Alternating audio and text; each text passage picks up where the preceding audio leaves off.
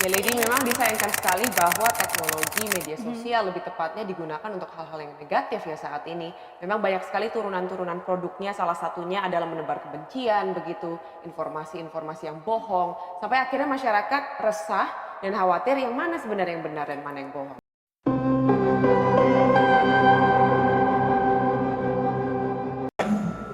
Assalamualaikum warahmatullahi wabarakatuh. Kami dari kelompok 9. Dengan saya sendiri sebelumnya perkenalan, nama saya Arif Ahmad Fauzan dan teman saya Nurrohman Ramadhani akan menjelaskan tentang analisis penyaringan hoax dan etika cyber data. Bisa dilihat bahwa berita hoax terjadi di mana-mana dan sangat banyak di Indonesia. Di sini saya akan menyampaikan analisis penyaringan berita hoax. Analisis berita hoax yang dilakukan oleh Atik Astrini tahun 2007 dalam judul Transformasi nomor 32 tahun 2007, Hoax and Digital Crime, menemukan bahwa penyebaran scam di media sosial dan media online tidak terjadi tanpa adanya kepentingan di baliknya. Jadi setiap berita hoax pasti ada kepentingan dari suatu pihak. Yang kedua, ada guru besar Ilmu Komunikasi Universitas Padjadjaran Bandung, yaitu Dedi Mulyana, mengatakan ada faktor utama penyebab informasi palsu atau hoax mudah menyebar di Indonesia. Faktor inilah yang menjadi sifat asli masyarakat Indonesia yang dianggap tidak terbiasa dengan salah satu faktor yang memudahkan masyarakat untuk menelan informasi palsu yang sengaja disebarluaskan. Selanjutnya, saya akan menampilkan data-data jenis berita hoax yang sering diterima. Bisa dilihat bahwa berita hoax yang paling sering diterima di sini yang pertama paling banyak adalah di sosial politik. Yang selanjutnya SARA dan seterusnya. Media sosial sebagai alat penyebaran berita hoax pada tahun 2023 2019. Di sini bisa kalian lihat bahwa di situ yang paling tertinggi penyebarannya di media sosial adalah di platform Facebook. Yang kedua ada WhatsApp dan seterusnya. Adapun faktor-faktor yang munculnya konten hoax, salah satunya ialah adanya upaya mencari sensasi di internet dan media sosial. Yang kedua, hanya bergabung agar terlihat lebih menarik. Yang ketiga, hanya buat lelucon atau hiburan semata. Yang keempat, ada yang memanfaatkannya untuk mendapatkan keuntungan dari berita hoax tersebut demi dirinya sendiri atau pihak yang bersangkutan. Selanjutnya ada memojokkan pihak tertentu dan niatan untuk adu domba, sengaja menyebabkan kecemasan dan keresahan. Adapun untuk ciri-ciri berita hoax yang banyak sekali ya. Salah satunya ada berasal dari media situs yang tidak terpercaya, tempat terjadinya tidak jelas, bahasa dan tata bahasa yang digunakan agak ambigu atau lebih memojokkan kepada salah satu sebelah pihak lah. Dan masih banyak sekali. Mas, bisa Anda lihat data berikut ini. Selanjutnya, bagaimana sih cara mengatasi berita hoax? Yang pertama, saya akan menjelaskan satu persatu ya. Yang pertama ada waspada judul yang provokatif. Jadi mereka itu mencantumkan judul yang ambigu, yang di situ memprovokatif antara dua belah pihak. Yang kedua perhatikan alamat sebuah situs. Bisa jadi situs yang disebut itu tidak jelas. Yang ketiga, periksa keaslian foto. Terkadang orang menyebarkan berita hoax itu kan menyantumkan sebuah foto ya. Nah, kita itu tidak boleh langsung secara spontan mempercayai sebuah foto tersebut.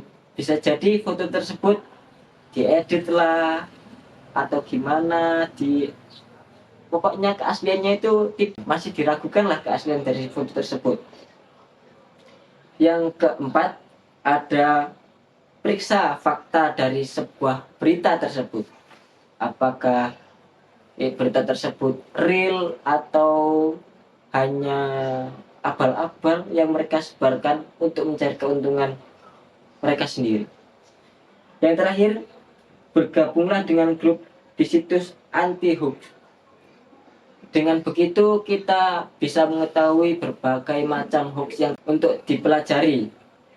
Di situ kita gimana ya, dapat hikmahnya lah dari berbagai hoax yang kita pelajari agar kita tidak terjerumus dari berita hoax tersebut. Oh ya, apakah yang terjadi seseorang yang menyebarkan berita hoax, sanksinya bagaimana sih? Untuk hukum hoax itu sendiri ya sudah diatur oleh pasal 27 dan pasal 37 UUD nomor 1 tahun 2008 tentang ITE nomor 11 2008, informasi dan transaksi elektronik atau ITE, yang berbunyi siapapun dalam komunikasi yang membuat konten negatif, ujaran kebencian, hoax, dan menyebarkan dapat dikenakan hukum penjara dan denda. Wah, apakah kamu ingin begitu? Selanjutnya, Kitab Undang-Undang Hukum Pidana atau KUHP. Di situ juga tertera ya. Selanjutnya, UUD nomor 40 tahun 2008 terkait penghapusan diskriminasi rasial dan etnis yang merupakan beberapa produk hukum yang dapat digunakan untuk memberantas penyebaran hoax. Oh iya, selanjutnya, jika kamu menemukan berita hoax, apakah kamu bisa melaporkan? Oh, tentu bisa. Cara melaporkan berita hoax ada beberapa ya. Bisa dilihat tersebut. Jika lebih akuratnya, kamu bisa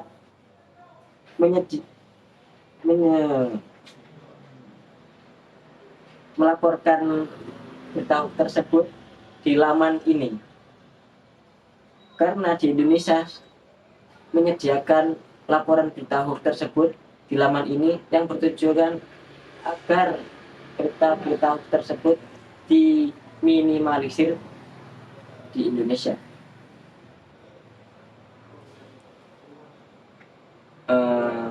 Selanjutnya, untuk yang contoh-contoh berita hoax, saya akan cantumkan berikut ini.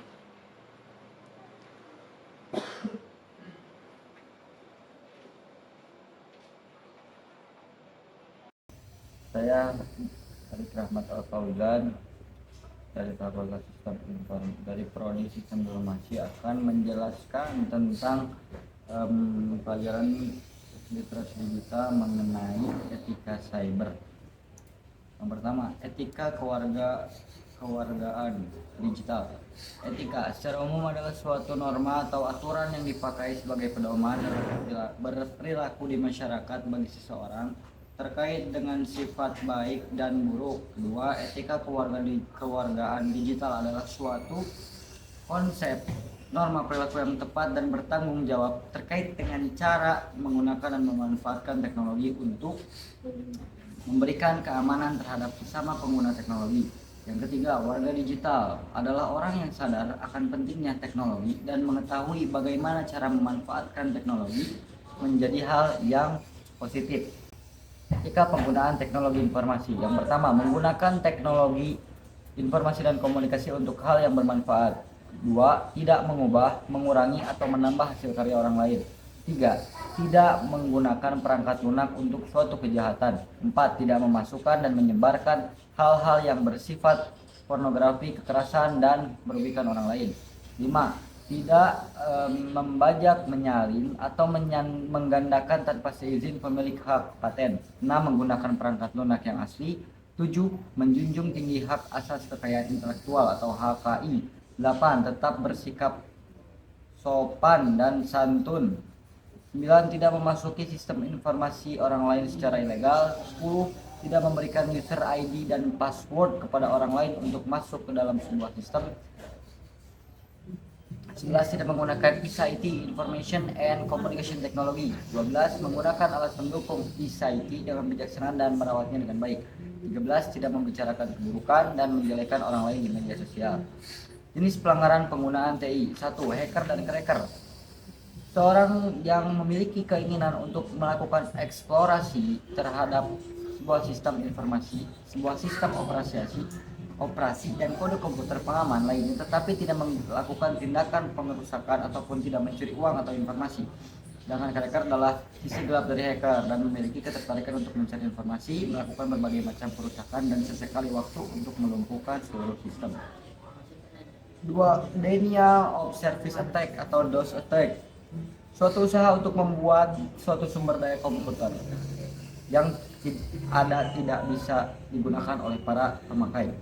Denial of Service Attack ditandai oleh suatu usaha eksplisit dengan penyerang untuk mencegah para pemakai memberi bantuan dari penggunaan jasa tersebut. 3. Pelanggaran piracy adalah pembajakan perangkat lunak. Undang-undang yang melindungi HKI nomor 19 tahun 2022 untuk bentuk pembajakan perangkat lunak. 1. Memasukkan perangkat untuk ilegal ke hard disk, soft slitting, pemakaian lisensi melebihi kapasitas, penyewaan perangkat lunak ilegal, dan download ilegal. Nomor 4. Fraud. Fraud adalah kejahatan manipulasi informasi dengan tujuan menggeruk keuntungan yang sebesar-besarnya. Biasanya kejahatan yang dilakukan dalam memanipulasi informasi keuangan. Contohnya adalah situs lelang fiktif yang melibatkan berbagai macam aktivitas yang berkaitan dengan kartu kredit. 5. Gambling. Gambling tidak hanya dilakukan secara konvensional ataupun perjudian, tetapi marak juga dilakukan di dunia cyber yang berskala global. 6. Data forgery. Kejahatan ini dilakukan dengan tujuan untuk memasukkan data pada dokumen-dokumen yang penting yang ada di internet. Dokumen-dokumen ini biasanya dimiliki oleh institusi atau lembaga yang memiliki situs berbasis web database. Ada yang namanya privacy digital. Definisinya adalah menurut UU Teknologi Informasi ayat 19, privasi adalah hak individu untuk mengendalikan penggunaan informasi tentang identitas pribadi, baik oleh dirinya sendiri atau oleh pihak lainnya. Hukuman dan pidana tentang privasi terdapat dalam 29 pasal 29 tentang pelanggaran hak privasi yang berbunyi, barang siapa yang dengan sengaja dan melawan hukum memanfaatkan teknologi informasi untuk mengganggu hak privasi individu dengan cara menyebarkan data pribadi tanpa seizin yang bersangkutan, maka akan dipenjara paling singkat 3 tahun dan paling lama 7 tahun. Contoh pelanggaran privasi digital: nomor 1, menerima email penawaran dari orang yang tidak dikenal. 2. Menerima telepon dari orang yang tidak dikenal. Dan 3. Membeli ataupun pembelian barang digunakan oleh orang lain untuk menawarkan barang tertentu, data transaksinya. Pelindungan privasi digital: 1. Sering-seringlah mencari nama kita sendiri melalui mesin pencari Google. 2. Buat password sekuat mungkin. 3. Antek diri sendiri. 4. Jangan gunakan pertanyaan mengenai tanggal lahir atau nama gadis ibu, karena pernyataan tersebut digunakan sebagai pernyataan keamanan untuk database bank dan kartu kredit. 5. Jangan tanggapi email yang tidak jelas. 6. Pasang antivirus. 7. Selalu logout. 8. Berhati-hati dalam memberi izin akses aplikasi. 9. Pisahkan email pribadi dengan email untuk mendaftar akun online. Selanjutnya, security digital atau keamanan data dalam dunia digital merupakan perlindungan terhadap data digital yang bersifat privacy untuk mencegah akses yang tidak diinginkan terhadap komputer, database maupun website. 3. Alasan mengapa security digital itu penting: karena mencegah potensi kerugian material, mengurangi risiko penyalahgunaan data, dan memperkecil peluang tindakan kriminal. 3 hal dalam melindungi data atau informasi. 1. Perhatikan hal-hal kecil, jadi tidak boleh membuat karena hal kecil itu bisa menjadi besar. 2. Batasi akses. 3. Pilih partner yang benar-benar Anda percaya. Sekian presentasi dari kami. Apabila ada kesalahan kata atau kekurangan dari kami mohon maaf. Sekian. Assalamualaikum warahmatullahi wabarakatuh. Behind the scenes. Nah, udah mulai tuh videonya.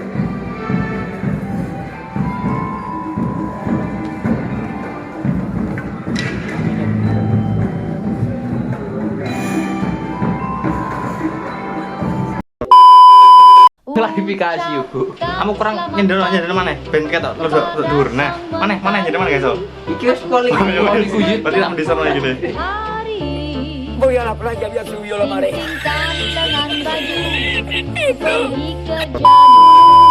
Aku ada ide. Ben ketok seru. Apa yang mau jalan gini? Lah, yo. Menghadapi gitu. arah